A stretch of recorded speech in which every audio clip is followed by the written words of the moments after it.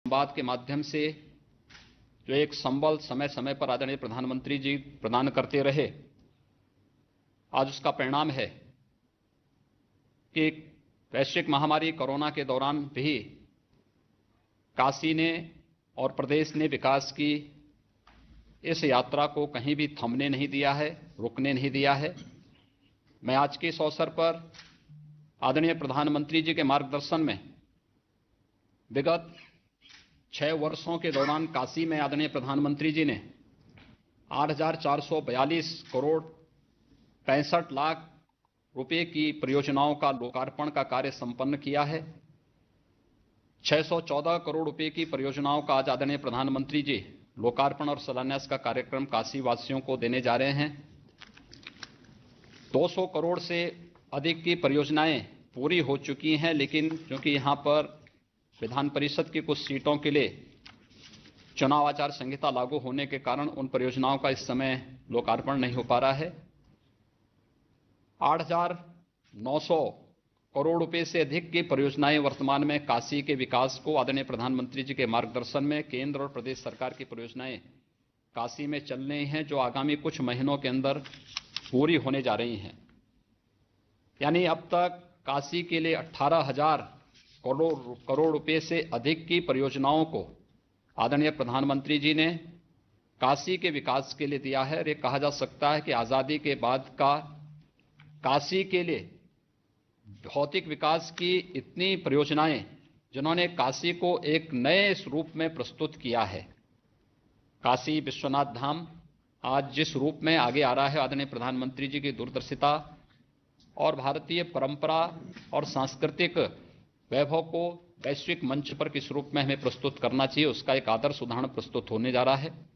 मैं आज के इस अवसर पर एक बार फिर से दीपावली के ठीक पूर्व आदरणीय प्रधानमंत्री जी ने अपने तमाम व्यस्तताओं के बावजूद काशी के विकास के प्रति जो अपना मार्गदर्शन और प्रेरणा के लिए आज समय एक बार फिर से हमें प्रदान किया है, मैं इसके लिए आभार व्यक्त करते हुए आज के इस अवसर पर एक बार फिर से काशी के विकास की लोकार्पण और शिलान्यास से जुड़ी हुई 600 करोड़ रुपए से अधिक की इन परियोजनाओं के लिए आदरणीय प्रधानमंत्री जी के प्रति हृदय से आभार व्यक्त करते हुए प्रदेश सरकार की ओर से, काशी वासियों की ओर से उनका हृदय से स्वागत और अभिनंदन करता हूं। बहुत बहुत धन्यवाद। मैं अब इस अवसर पर काशी की विभिन्न परियोजनाओं पर बनी एक वीडियो फिल्म के प्रस्तुतिकरण हेतु अनुरोध करूंगा। धर्म, आध्यात्म और संस्कृति की नगरी काशी। धर्म, आध्यात्म और संस्कृति की नगरी काशी निरंतर विकास पथ पर अग्रसर है। काशी के सांसद और देश के प्रधानमंत्री श्री नरेंद्र मोदी जी की प्रेरणा और संकल्प से काशी में विकासोन्मुख परियोजनाएं पूर्ण हो चुकी हैं। 118 करोड़ 20 लाख की लागत से आईपीडीएस योजना के दूसरे चरण में 7 रूट पर 11 केवी लाइनों, एलटी लाइनों एवं सर्विस लाइनों को भूमिगत करने का कार्य एवं स्मार्ट प्रकाश व्यवस्था के कार्य 23 करोड़ की लागत से पूर्ण। गंगा एक्शन प्लान के तहत एसटीपी एवं पंपिंग स्टेशन के पुनरुद्धार का कार्य 19 करोड़ 8 लाख की लागत एवं लाल बहादुर शास्त्री एयरपोर्ट पर 9 करोड़ की लागत से 2 पैसेंजर बोर्डिंग ब्रिज का निर्माण भी संपन्न। 8 करोड़ 76 लाख की लागत से डॉक्टर संपूर्णानंद स्पोर्ट्स स्टेडियम के आवासीय परिसर, चेंजिंग रूम, पार्किंग स्थल के नवीनीकरण के कार्य एवं 7 करोड़ 89 लाख की लागत से 105 आंगनबाड़ी केंद्र का निर्माण, 7 करोड़ 88 लाख की लागत से सारनाथ में लाइट एंड साउंड शो का निर्माण, रामनगर के लाल बहादुर शास्त्री अस्पताल का उच्चीकरण पूर्ण किया जा चुका है। 6 करोड़ 26 लाख की लागत से 102 गौ आश्रय केंद्र का निर्माण, 4 करोड़ 58 लाख की लागत से 250 से अधिक आबादी वाले 16 ग्रामों की सड़कों का नव निर्माण, 3 करोड़ 25 लाख की लागत से सर्किट हाउस के समागार का सुंदरीकरण भी पूर्ण, 1 करोड़ 99 लाख की लागत से केंद्रीय कारागार की बाउंड्री वॉल का निर्माण भी। नकटेश्वरी भवानी मंदिर में पर्यटन विकास के निमित्त 1 करोड़ 67 लाख की लागत से बाउंड्री वॉल एवं गेट निर्माण, 80 लाख की लागत से जनसा में बहुउद्देशीय बीज भंडार और तकनीक डिसेमिनेशन सेंटर का निर्माण पूर्ण। माननीय मुख्यमंत्री जी एवं शासन के सतत अनुश्रवण से सभी परियोजनाओं की गुणवत्ता सुनिश्चित कराई जा रही है। काशी के विकास को गति देने वाली जिन परियोजनाओं का शिलान्यास हो रहा है, उन पर एक नजर।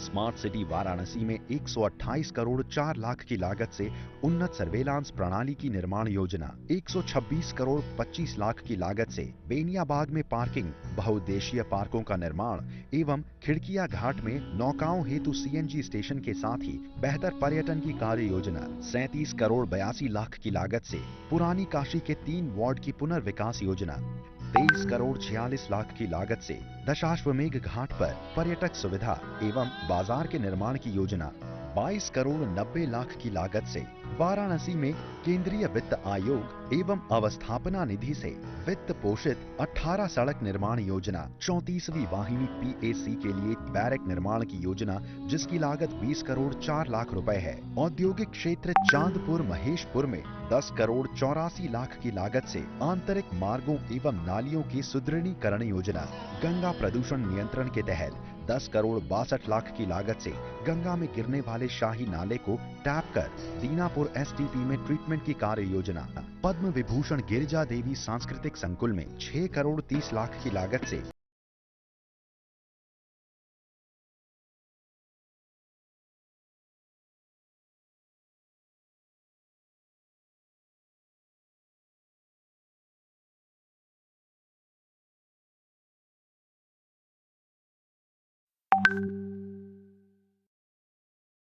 हॉल के उच्चीकरण की योजना, 4 करोड़ 90 लाख की लागत से विभिन्न स्थानों पर पर्यटन विकास की कार्य योजना, 2 करोड़ 94 लाख की लागत से सेवापुरी में 11 गांव की सड़कों की नवनिर्माण योजना। माननीय प्रधानमंत्री जी के नेतृत्व में काशी विकास के पथ पर निरंतर अग्रसर है। अब मैं माननीय प्रधानमंत्री जी से अनुरोध करता हूं कि वो बटन दबाकर सभी परियोजनाओं का डिजिटल लोकार्पण व शिलान्यास करने की कृपा करें।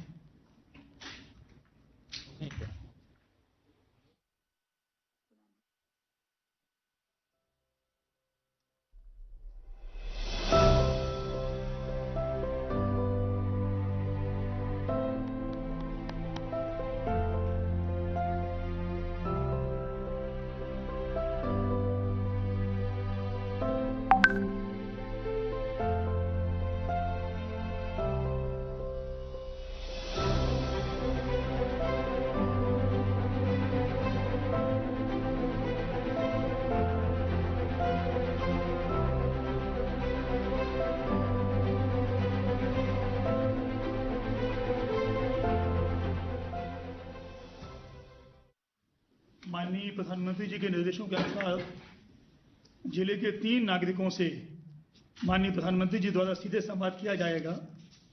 सर्वप्रथम मैं संपूर्णानंद स्पोर्ट स्टेडियम सिगदा में सुश्री प्रशांति सिंह, जो कि अंतर्राष्ट्रीय बास्केटबॉल की खिलाड़ी हैं तथा अर्जुन पुरस्कार एवं पद्मश्री से भी सम्मानित हैं, को संवाद हेतु आमंत्रित करता हूं।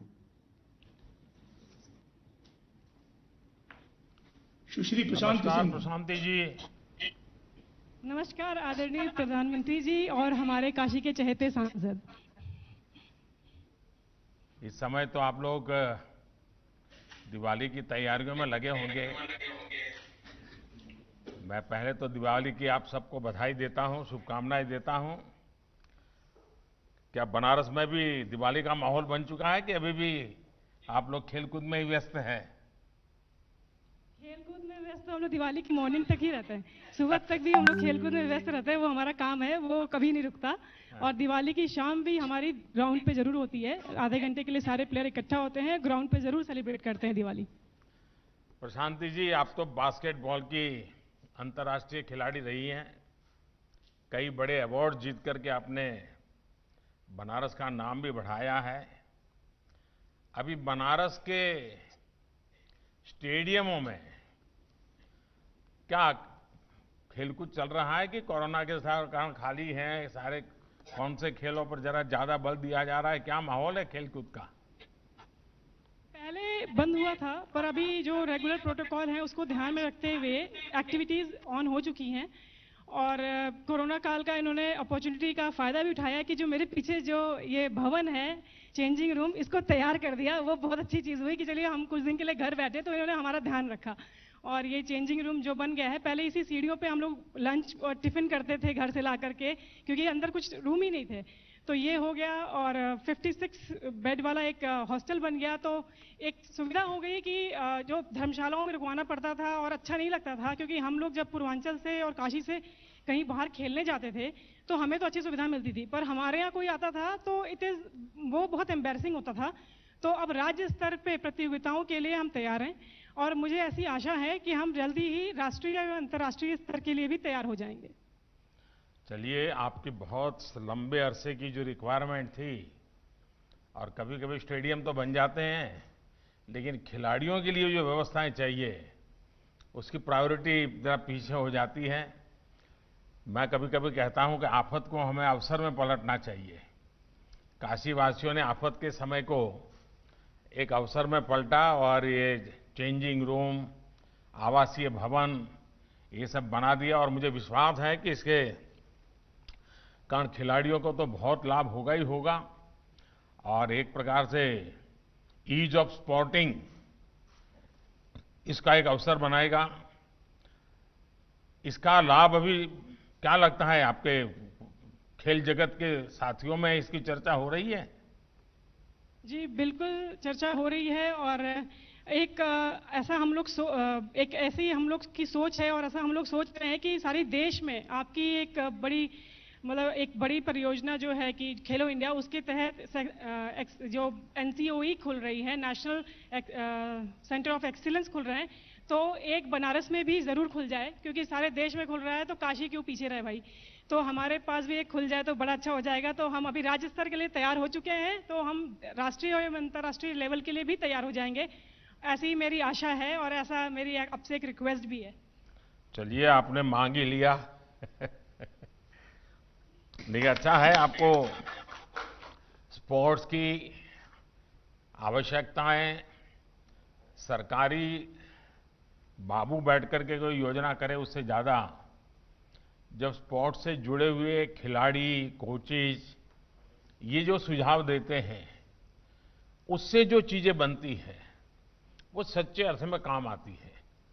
और आपने देखा होगा कि मैं लगातार खेल जगत से जुड़े लोगों से उनके अनुभव सुनता रहता हूं, उनकी जानकारियां लेता रहता हूं, और फिर उनको कहीं कहीं ढालने की कोशिश भी करता हूं। लेकिन आपने जो सुझाव दिया है उस पर जरूर शासन भी विचार करेगा, और खेल जगत में बनारस हर प्रकार से प्रगति करे। बनारस की युवा पीढ़ी के जहन के अंदर खेल, और जब खेल होता है, स्पोर्ट्स होता है, तो स्पोर्ट्समैन स्पिरिट भी होता है, और वो स्पिरिट जो है वो बहुत बड़ी ताकत होता है। चलिए प्रशांति जी, मेरी आपको बहुत शुभकामनाएं, और आने वाले त्योहारों की आपको, आपके परिवार को और खेल जगत के सभी साथियों को बहुत बहुत शुभकामनाएं। धन्यवाद। बहुत बहुत धन्यवाद।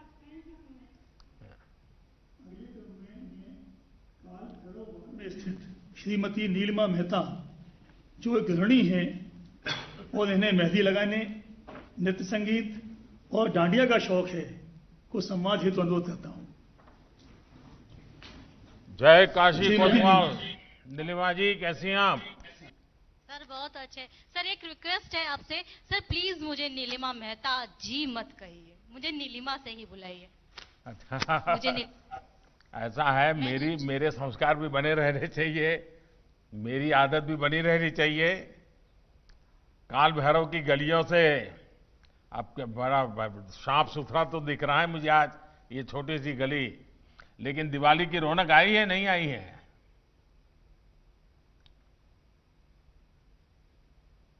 सुनाई दे रहा है नीलामी जी? नीलिमा जी, आपको सुनाई दे रहा है? शायद मुझे लगता है कि डिस्कनेक्ट हुआ है। चलिए कहीं और चलते हैं फिर आगे। अभी क्रम में मैं चांदपुर महेशपुर इंडस्ट्रियल एरिया में श्री विपुल कुमार अग्रवाल, जो वाराणसी के प्रतिष्ठित व्यवसायी हैं तथा कृषि संबंधी सामग्री का निर्माण करते हैं, को सम्मान हेतु आमंत्रित करता हूं। विपिन जी नमस्ते। माननीय प्रधानमंत्री जी नमस्कार। मैं 153 इकाइयों की ओर से आपको सादर प्रणाम करता हूं। मैं औद्योगिक आस्थान चांदपुर वाराणसी से बोल रहा हूं। यहां पर 60 एकड़ में 153 यूनिट्स हैं। हमारी 10 यूनिट्स इस प्रकार की हैं जो कि पूरी तरह से एक्सपोर्ट ओरिएंटेड हैं। इनका प्रतिष्ठित यूनिट्स का देश विदेश में अपनी स्थापित यूनिट्स हैं और इस कारण बायर्स भी हमारे यहाँ आते हैं। परंतु हमारी उस समय स्थिति ऐसी हो जाती है, मोर जैसी हो जाती है कि वो सुंदरता बिखेरता है, प्रसन्नता व्यक्त करता है, परंतु जब वो पैर की ओर देखता है तो वो उदास हो जाता है। तो इस कारण जो हमारी सड़कों की स्थिति थी और हमारी एसोसिएशन के माध्यम से हम प्रशासन को और उस समय वर्तमान सरकारों को बताते थे, परंतु बहुत ध्यान नहीं दिया गया। इस कारण से सारी पूर्णता के बावजूद हम लोग अपने बायर्स को बुलाने में यहाँ पर डरते थे कि वो हमारी जो स्थिति है वहाँ से वाकिफ होंगे और फिर वो हमारे लिए उचित स्थिति नहीं रहेगी। परंतु जब वर्तमान सरकार आई, उनके संज्ञान में डाला गया, अधिकारियों ने सहयोग किया, तो 10 करोड़ 83 लाख रुपया हमें सैंक्शन हुए हैं और उसके साथ साथ ही कार्य भी शुरू हो गया है। मैं कार्यस्थल से ही भी बोल रहा हूं और अभी सड़क भी आप देख रहे होंगे कि सड़क पहले से टूटी फूटी थी, अब कार्य शुरू हो गया है। आपने औद्योगिक आस्थान चांदपुर के चारों तरफ, यहाँ मनवाडी रेलवे स्टेशन मात्र 1.5 किलोमीटर दूर है, जहां पर आपने नवीनीकरण कराया, प्रमुख रेल गाड़ियों को यहां से संचालन कराया और लहरतारा ओवर ब्रिज से लेकर के और चौका घाट तक, जो कि हमारे औद्योगिक आस्थान के लिए कई गाड़ियां ट्रक्स वगैरह नहीं आ पाते थे, वहां कराया। मनवाडी जो रेलवे स्टेशन ओवर ब्रिज पर जो कार्यक्रम हुआ है तो सुविधा और उद्यमियों को हो गई है। इस कारण हम उद्यमी आपको बहुत बहुत धन्यवाद देते हैं। विपिन जी, ये बात तो आपने कहा कि सरकार ये कर रही है, सरकार वो कर रही है, करना भी चाहिए और अब तक नहीं हुआ उसका कारण जो नुकसान हुआ है वो भी हम समझ सकते हैं। लेकिन मैं स्वयं ऐसे छोटे छोटे औद्योगिक इकाइयों में कई बार जा चुका हूं। मेरे मन में हमेशा एक शिकायत रहती है, जो औद्योगिक इकाई होती है उसके अंदर जो मालिक या मैनेजर बैठते हैं उसकी चैम्बर तो बहुत बढ़िया होती है, लेकिन बाकी वहां देखिए अपने जो कारीगर काम करते हैं उनके खाने के लिए जगह, उनके टॉयलेट, और मान लीजिए 25-30 छोटी छोटी इंडस्ट्री है तो बाहर की सफाई, थोड़ी उसकी रौनक, इसके प्रति एक संगठित प्रयास करे तो कोई ज्यादा खर्चा नहीं होता है, क्योंकि आप ही की अमानत है। बाहर के लोग जब आते हैं, जब अंदर प्रवेश करते हैं और वो एनवायरनमेंट देखते हैं तो बड़ा ही मन को क्षोभ होता है। और मैं मानता हूं कि आप लोगों ने, विपिन जी आप तो बड़े जागरूक नागरिक हैं, आपने इस प्रकार से चिंताएं भी की हैं। एक परिसर की पूरी, यानी एक प्रकार का ऐसा एनवायरनमेंट, यानी आपके कारीगर को भी घर जाने का मन न करे, उसको लगे कि नहीं नहीं भाई 6 बज गए हैं जाना है, लेकिन ऐसा करो आधा पौना घंटा बैठते हैं, जरा यहां अच्छा माहौल है। ये स्थिति हमारी बनती नहीं है। ये मुझे लगता है कि ऐसे छोटे छोटे एसोसिएशन ने कुछ न कुछ सोचना चाहिए। देखिए दिवाली और त्योहारों को लेकर जरा अब तो व्यापार उद्योग में भी लोगों का ध्यान गया होगा, कोरोना का भय भी काफी मात्रा में कम हुआ है, सजगता तो बनाए रखनी पड़ेगी। लेकिन क्या लॉकडाउन के बाद में कुछ सुधार की दिशा में क्या लग रहा है काशी में? पहले तो मैं स्वच्छता के विषय में बताता हूं कि औद्योगिक आस्थान सहकारी समिति लिमिटेड, जो कि उद्योग विभाग एवं उद्यमियों के सहयोग से बनी है और लगातार स्वच्छता पर ध्यान देती है। वृक्षारोपण हमारे यहाँ, मैं समझता हूँ नोएडा के बाद दूसरी स्थिति होगी जो कि जिस प्रकार का हमारे यहाँ वृक्षारोपण हुआ है। कि यहाँ पर शांतिपूर्ण वातावरण रहता है। ये कमी जो थी वो आपके द्वारा पूरी हो रही है। कोरोना काल में भी हमें लॉक इन के पश्चात भी कई प्रकार की समय की प्रतिबद्धता थी, परंतु हमारी यूनिट्स चलने में स्थानीय प्रशासन ने बहुत सहयोग किया, हमें ऑनलाइन पास इशू किए, इस कारण से हमारे उद्योग चलते रहे। एक कठिनाई आ रही थी कि हमारा टर्नओवर, कैश फ्लो या लेन देन एक तरह से बिल्कुल समाप्त हो गया था, किसी के पास पैसा देने के लिए नहीं रह गया था। इस कारण से हमारे उद्योग प्रभावित हो रहे थे, हम कच्चा माल परचेज नहीं करने की स्थिति में थे। परंतु जब आपकी स्कीम सीसी लिमिट्स को बढ़ाने की आई तो उसने संजीवनी का कार्य किया और एक तरह से जो जाम पहिया था वो पहिया एक बार चालू हो गया, तो उसके बाद से अब स्थिति इस प्रकार की है कि हम सामान्य स्थिति में आ गए हैं और कार्यक्रम उसी प्रकार से अब चालू चल रहे हैं। अब कोरोना का कोई डर भय कुछ नहीं है, परंतु हम लोग मास्क और सैनिटाइजेशन जो भी आप हमें निर्देश दिए हैं उसका पूरा पालन करते हैं, क्योंकि हम आपको वाराणसी का अभिभावक मानते हैं। आप जैसा निर्देश देते हैं वैसा पालन करते हैं। आप लोगों ने, प्रदेश सरकार ने, राज्य सरकार ने, केंद्र सरकार ने उद्योगों के लिए, वाराणसी के लिए बहुत किया है। अब हमारी बारी है और हम कोशिश करेंगे कि आत्मनिर्भरता के लिए जो भी प्रोडक्ट्स हम लोग बना सकते हैं, विदेशों से की निर्भरता समाप्त करके दिवाली पर हम कम आकर्षक झालर इस्तेमाल करेंगे, परंतु विदेशी झालर को इस्तेमाल नहीं करेंगे। ऐसा काशी में 3-4 वर्षों से विभिन्न संगठनों के द्वारा प्रयास चल रहा है। इस बार और पुरजोर से ये कार्यक्रम चलेगा। निश्चित रूप से हम आत्मनिर्भरता की ओर आगे बढ़ेंगे। चलिए विपिन जी, आपकी बातें सुनकर के बहुत अच्छा लगा और मैं तो क्या अभिभावक हो सकता हूँ। काशी का हर बेटा बेटी काशी के सच्चे अभिभावक है। आज काशी जो भी है काशी वासियों के कारण है। मेरा तो सौभाग्य है कि ऐसी एक पवित्र नगरी में आप लोगों के बीच कुछ न कुछ काम करने का अवसर मिला, कुछ सीखने का अवसर मिला, तो मैं तो काशी का एक प्रकार से जितना धन्यवाद करूं उतना कम है। फिर एक बार विपिन जी मैं आपका बहुत धन्यवाद करता हूं। क्या नीलिमा जी यहाँ फिर से कनेक्टिविटी हुई क्या? धन्यवाद, नमस्कार। हाँ बताइए नीलिमा जी। सर प्लीज नीलिमा जी कहते हैं। नीलिमा सर बताइए। मैं नीलिमा मेहता वार्ड 85 काल भैरव की तरफ से आपको प्रणाम जय श्री कृष्णा करती हूँ। ये गली तो बड़ी साफ सुथरी आज दिख रही है, वो आज ही है कि हमेशा होती है? सर ये आपकी देन है। नहीं, मेरी क्या देन है जी। नहीं, ये देखिए साफ सुथरा तो नागरिकों की मदद के बिना संभव ही नहीं होता है। अगर ये साफ सुथरा दिख रहा है इतना, ऐसा लगता है वहीं बैठ करके खाना भी खा सकते हैं, इतना काशी की गली इतनी साफ सुथरी हो, ये देख करके इतना मन को आनंद हो रहा है जी, क्योंकि यही काशी के भविष्य के साथ जुड़ा हुआ विषय है।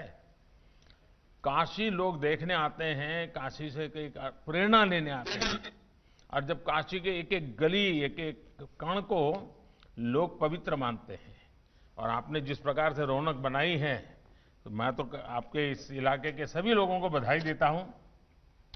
और दिवाली के कारण वहां तो अब तो जो मेरा एक प्रयास चला है रोशनी का, लाइट पहुंचाने का, क्या आपकी गलियों तक पहुंचा क्या? हाँ बिल्कुल बिल्कुल, ये स्मार्ट सिटी के अंतर्गत ही आया है। हाँ। ये इलेक्ट्रिक है, वाटर सप्लाई है, सीवर लाइन है, और ये चौके जो बिछे हैं वो, और पेंटिंग का काम, ये सारे स्मार्ट सिटी के अंतर्गत शुरू हो चुके हैं। क्या उसका प्रभाव क्या है जब शाम को ये नई रोशनी वगैरह होती है, तो क्या प्रभाव है? शाम को लगता है कि एकदम मजा आ गया, मस्ती आ गई, ऐसा फील होता है। और जो पानी की बहुत समस्या थी, स्पेशली कि मतलब जो गली है उसमें बहुत दिक्कत थी, हालांकि मेरे मोहल्ले में भी वो चीज थी, लेकिन ये स्मार्ट सिटी के अंतर्गत जो कार्य हुए हैं वो समझ लीजिए दी बेस्ट, मजा आ गया। पानी तो मतलब बहुत ही सुंदर, और ये सिविल लाइन जो बार बार हर टाइम चौक हो जाते थे, फिलिंग वो ऊपर आती थी, गंदगियां ऊपर आती थी, वो सबसे निजात मिला है। और ये जो चौके बिछे हैं वो, एक तो बनारस गलियों का शहर है, ठीक, फिर उसके बाद यहाँ चूहे, ये मतलब अपना काम पूरा करते हैं। तो ये जो चौके बिछे हुए हैं वे पूरे सिरमेंटेड होने के बाद इस पे चौके बिछे हैं, जो कि मतलब देखने में आप देख ही रहे हैं कि ये हो चुके हैं काम, इतने सुंदर है। मन तो ऐसा करता है कि घर की गली के बाहर निकल के झाड़ू खुद लगा दे, ऐसा होता है। बहुत बढ़िया बताया आपने। चलिए, मेरी काशी वासियों के साथ आज मुझे बातचीत करने का मौका मिला, मुझे बहुत अच्छा लगा। बहुत बहुत धन्यवाद आप सबका। सर, धन्यवाद मुझे भी कहना है कि आपके मार्गदर्शन से और ये प्रोजेक्ट पे जो टीम वर्क काम कर रही है और मेरे सभासद के बहुत बहुत धन्यवाद, जिसकी वजह से मतलब एटलीस्ट वो मेरे मोहल्ले में आते थे तो मेरी परेशानी, मतलब मेरी पर्टिकुलर नहीं, मेरे मोहल्लों की जो लोगों की परेशानी थी एटलीस्ट वो सुनते थे और उस पर 1 ही 2 दिन में वो तुरंत वर्क करते थे। इसलिए मैं काशी वासी की तरफ से, पूरे वार्ड 85 की तरफ से मैं आपको धन्यवाद और पूरी टीम को धन्यवाद करती हूँ। सबका बहुत बहुत धन्यवाद। मैं अत्यंत आदरपूर्वक माननीय प्रधानमंत्री जी से अनुरोध करता हूं कि वो अपना आशीर्वचन देने की कृपा करें। अभी आप सभी साथियों से मुझे बात करने का मौका मिला, जरा मुझे अच्छा लगा। और शहर में विकास के जो काम हो रहे हैं, जो निर्णय सरकार ने लिए हैं, उनका लाभ बनारस के लोगों को भी हो रहा है। और ये सब कुछ हो रहा है तो इसके पीछे बाबा विश्वनाथ का ही आशीर्वाद है। और इसलिए जब मैं आज भले वर्चुअली यहाँ आया हूँ, लेकिन जो हमारे काशी की परंपरा है, उस परंपरा को निभाए बिना न हम आगे जा सकते हैं। और इसलिए अभी जो भी मेरे साथ कार्यक्रम में जुड़े हैं, हम सभी एक साथ बोलेंगे, हर हर महादेव। धनतेरस, दीपावली, अन्नकूट, गोवर्धन पूजा और डाला छठ आप सब लोगन के बहुत बधाई हो। माता अन्नपूर्णा आप सबके धन धान्य से समृद्ध करें। हमार कामना हो कि बाजारन में रौनक और बढ़े। मेरी काशी की गलियां गुलजार हो और बनारसी साड़ियों का कारोबार भी चमके। कोरोना से लड़ते हुए भी हमारा किसान भाई खेती पर खूब ध्यान दिलन। बनारस ही नहीं, पूरे पूर्वांचल में यह बार अगहनी फसल अच्छी हो, ई की खबर मितल हो। किसान का परिश्रम स्वतः के लिए नहीं, बल्कि पूरे देश के काम आवेला। आप अन्य देवता लोगन का बहुत अभिनंदन हो। कार्यक्रम में मेरे साथ जुड़े उत्तर प्रदेश के यशस्वी मुख्यमंत्री श्रीमान योगी आदित्यनाथ जी, उप मुख्यमंत्री श्री केशव प्रसाद मौर्य जी, यूपी सरकार के मंत्रीगण, विधायकगण, बनारस के सभी चुने हुए जनप्रतिनिधिगण, बनारस के मेरे प्यारे भाई और बहनों, महादेव के आशीर्वाद से काशी कभी थमती नहीं है। मां गंगा की तरह निरंतर आगे बढ़ती रहती है। कोरोना के कठिन काल में भी काशी अपने इसी स्वरूप में आगे बढ़ती रही। कोरोना के खिलाफ बनारस ने जिस जीवटता से लड़ाई लड़ी है, इस मुश्किल समय में जिस सामाजिक एकजुटता का परिचय दिया है वो सचमुच में बहुत ही प्रशंसनीय है। अब आज इसी कड़ी में बनारस के विकास से जुड़े हजारों करोड़ रुपए की परियोजनाओं का लोकार्पण और शिलान्यास हो रहा है। वैसे ये भी महादेव का आशीर्वाद ही है। जब भी काशी के लिए कुछ नए कार्यों की शुरुआत होती है, पुराने कई संकल्प सिद्ध हो चुके होते हैं। यानी एक तरफ शिलान्यास तो दूसरी तरफ लोकार्पण। आज भी लगभग 220 करोड़ रुपए की 16 योजनाओं के लोकार्पण के साथ साथ करीब 400 करोड़ रुपए की 14 योजनाओं पर काम शुरू हुआ है। मैं सभी विकास कार्यों के लिए बनारस के लोगों को बहुत बधाई देता हूं। काशी में, उत्तर प्रदेश में बिना रुके, बिना थके चल रहे इन विकास कार्यों का श्रेय मुख्यमंत्री श्रीमान योगी आदित्यनाथ जी को और उनकी पूरी टीम को, मंत्रिपरिषद के सदस्यों को, चुने हुए जनप्रतिनिधियों को, सरकारी मशीनरी से साथ जुड़े हुए सभी मुलाजिम को, इन सबको इस सफलता के लिए पूरा का पूरा श्रेय जाता है। योगी जी और उनकी टीम को जन सेवा के इस एक निष्ठ प्रयासों के लिए बहुत बहुत बधाई और शुभकामनाएं। साथियों, बनारस में शहर व देहात के ई विकास योजना में पर्यटन भी हो, संस्कृति भी और सड़क, बिजली, पानी भी। हरदम प्रयास यही होला कि आपन काशी के हर शख्स के भावनाओं के अनुरूप ही विकास का पहिया आगे बढ़े। इसलिए ये विकास आज अपने आप में इस बात का उदाहरण है कि बनारस कैसे एक साथ हर क्षेत्र में, हर दिशा में तेजी से आगे बढ़ रहा है।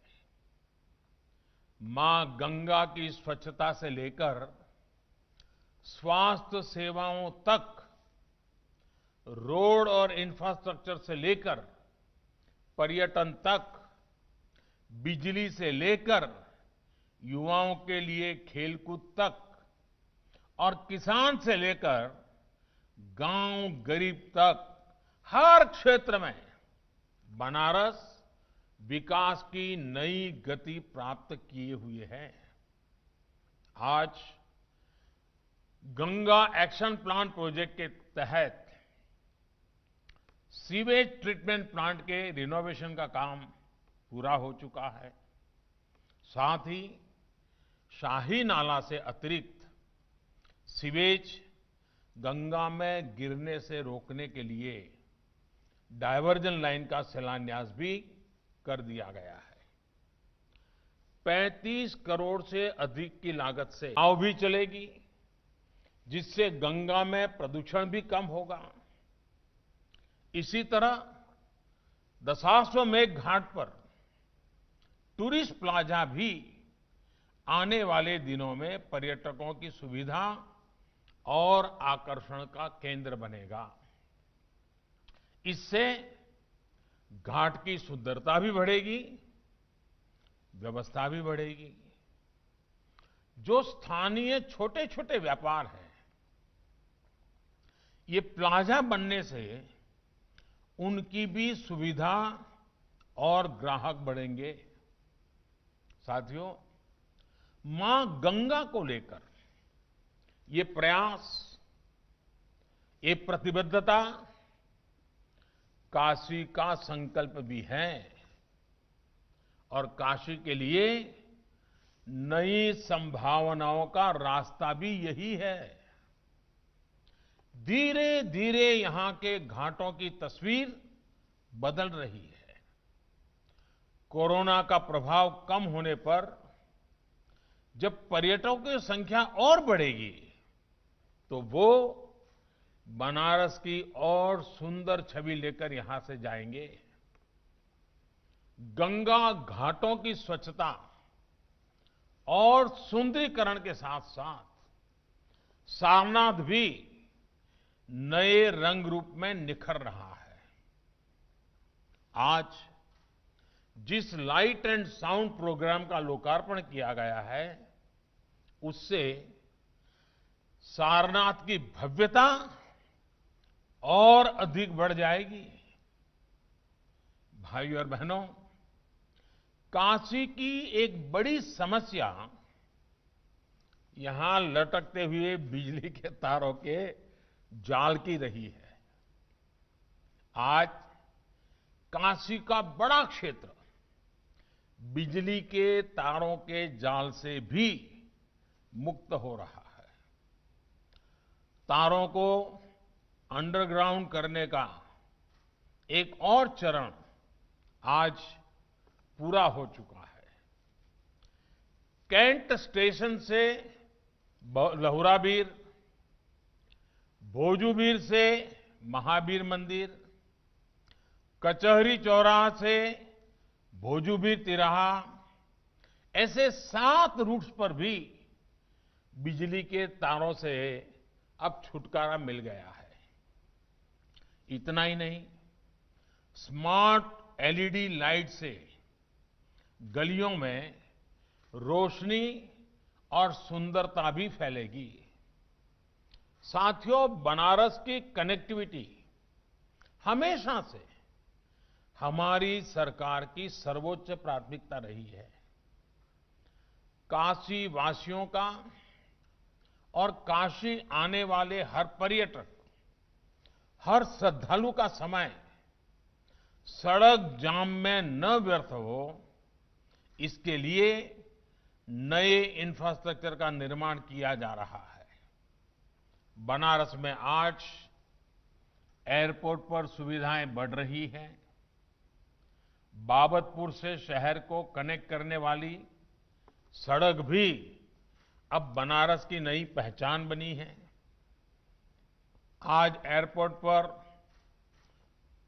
2 पैसेंजर बोर्डिंग ब्रिज, उसका लोकार्पण होने के बाद इन सुविधाओं को और विस्तार होगा। ये विस्तार इसलिए भी जरूरी है क्योंकि 6 वर्ष पहले, यानी आपने मुझे आपकी सेवा करने का अवसर दिया, उसके पहले बनारस में हर दिन 12 फ्लाइट चलती थी।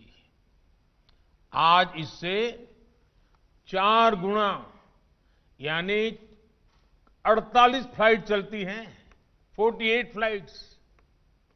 यानी बनारस में सुविधाएं बढ़ती देख बनारस आने वाले लोगों की संख्या भी बढ़ रही है।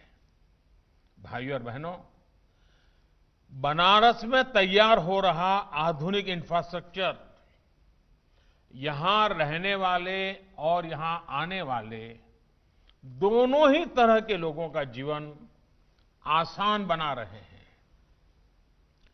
एयरपोर्ट से जुड़ी कनेक्टिविटी के साथ साथ रिंग रोड हो, महमूदगंज मन्नूवाड़ी फ्लाईओवर हो, NH-56 का चौड़ीकरण हो, बनारस आज रोड इंफ्रास्ट्रक्चर का भी कायाकल्प होते देख रहा है। शहर के भीतर और आसपास के इलाकों में भी सड़कों की तस्वीर बदली है। आज भी वाराणसी के अलग अलग क्षेत्रों के लिए सड़क निर्माण कार्यों का काम शुरू हुआ है। नेशनल हाईवे, फुलवरिया, लहरतारा मार्ग, वरुणा नदी और 3 पुल और कई सड़कों का निर्माण, ऐसे कितने ही काम हैं जो आने वाले समय में बहुत जल्दी पूरे होने वाले हैं। रोडवेज के इस नेटवर्क के साथ साथ बनारस अब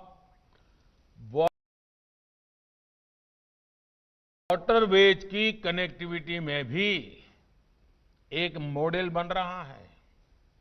हमारे बनारस में आज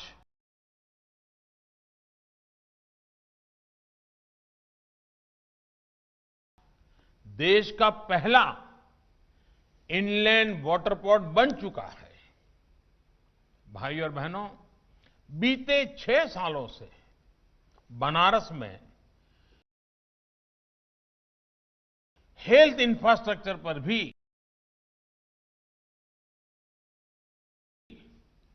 अभूतपूर्व काम हुआ है, और मैं कह सकता हूं अभूतपूर्व काम हुआ है। आज काशी यूपी ही नहीं बल्कि एक तरह से पूरे पूर्वांचल के लिए स्वास्थ्य सुविधाओं का हब बनता जा रहा है। आज रामनगर में लाल बहादुर शास्त्री अस्पताल के मॉडर्नाइजेशन से जुड़े कामों के लोकार्पण से काशी की इस भूमिका का विस्तार हुआ है। रामनगर के अस्पताल में अब मैकेनाइज्ड लॉन्ड्रीज, व्यवस्थित रजिस्ट्रेशन काउंटर और कर्मचारियों के लिए आवासीय परिसर जैसी सुविधाएं उपलब्ध होगी। होमी भाभा कैंसर हॉस्पिटल और पंडित महामना मालवीय कैंसर हॉस्पिटल जैसे बड़े कैंसर इंस्टीट्यूट यहां पहले से ही सेवाएं दे रहे हैं। इसी तरह ईएसआईसी अस्पताल और बीएचयू सुपर स्पेशलिटी अस्पताल की भी यहां गरीब से गरीब साथियों को, गर्भवती महिलाओं को बेहतर स्वास्थ्य सुविधाएं दे रहे हैं। साथियों, बनारस में आज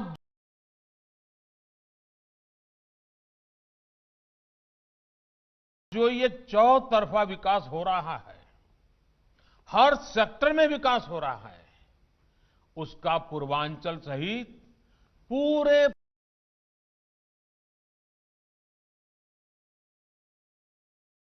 पूर्वी भारत को लाभ हो रहा है। अब पूर्वांचल के लोगों को छोटी छोटी जरूरतों के लिए दिल्ली और मुंबई के चक्कर नहीं लगाने पड़ते। बनारस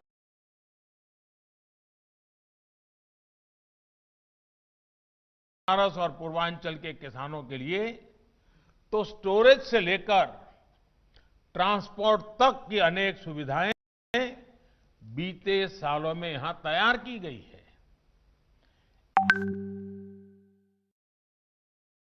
इंटरनेशनल राइस इंस्टीट्यूट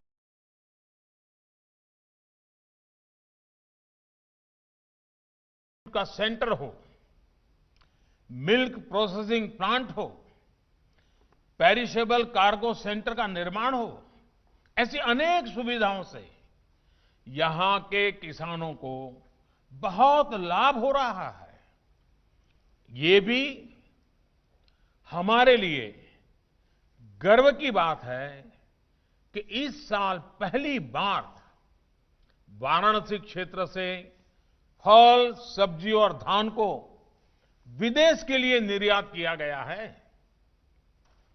किसानों के लिए बनी स्टोरेज सुविधाओं को विस्तार देते हुए आज कपसेठी में 100 मेट्रिक टन स्टोरेज क्षमता वाले गोदाम का लोकार्पण भी किया गया है।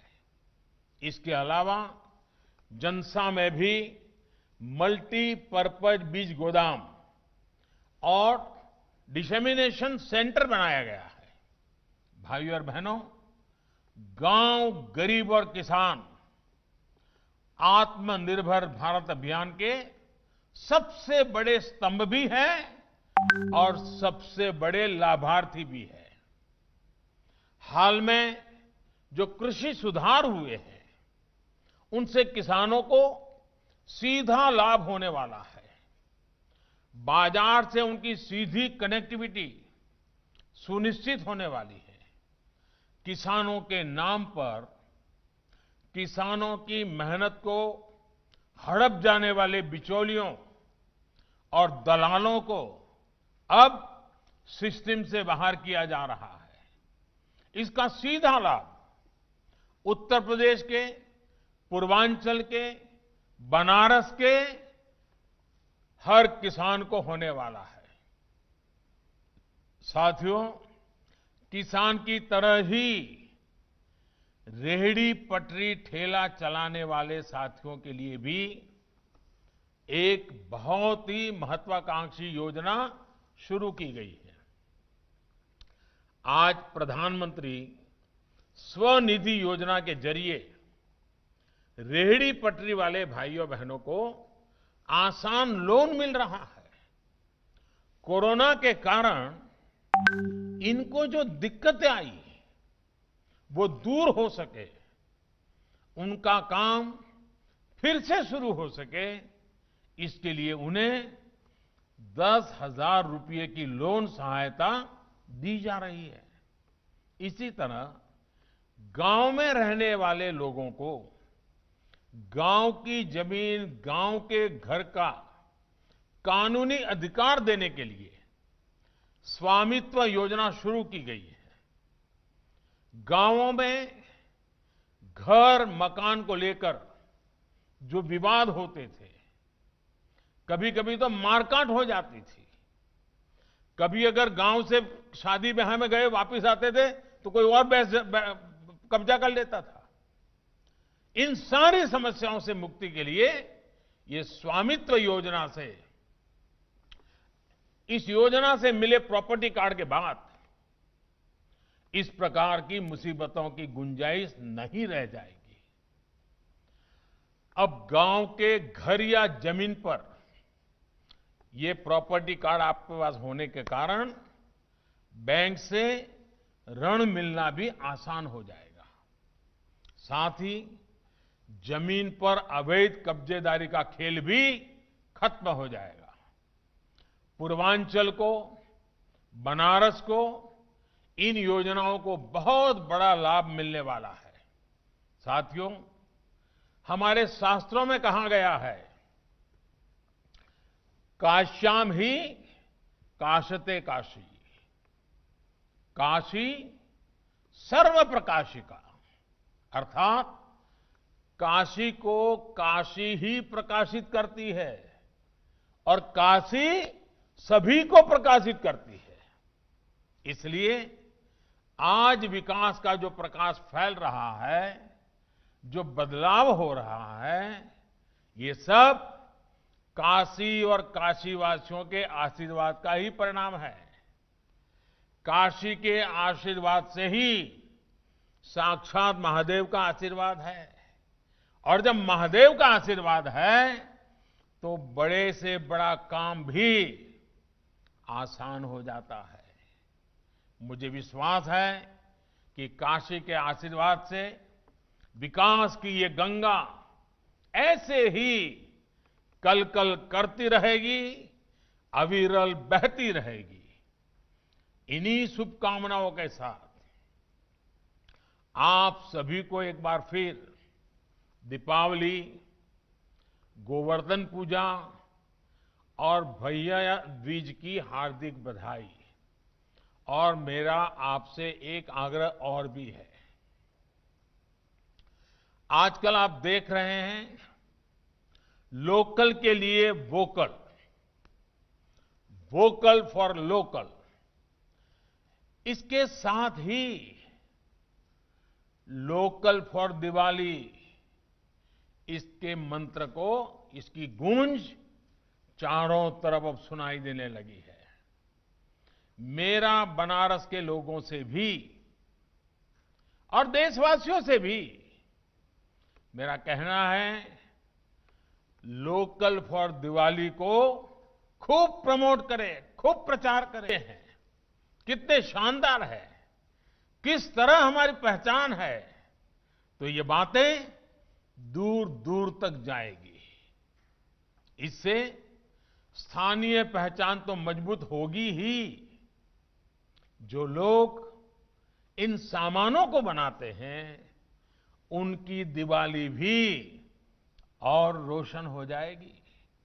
इसलिए मैं देशवासियों को दिवाली की पूर्व बार बार आग्रह करता हूं कि हम लोकल के लिए आग्रही बने।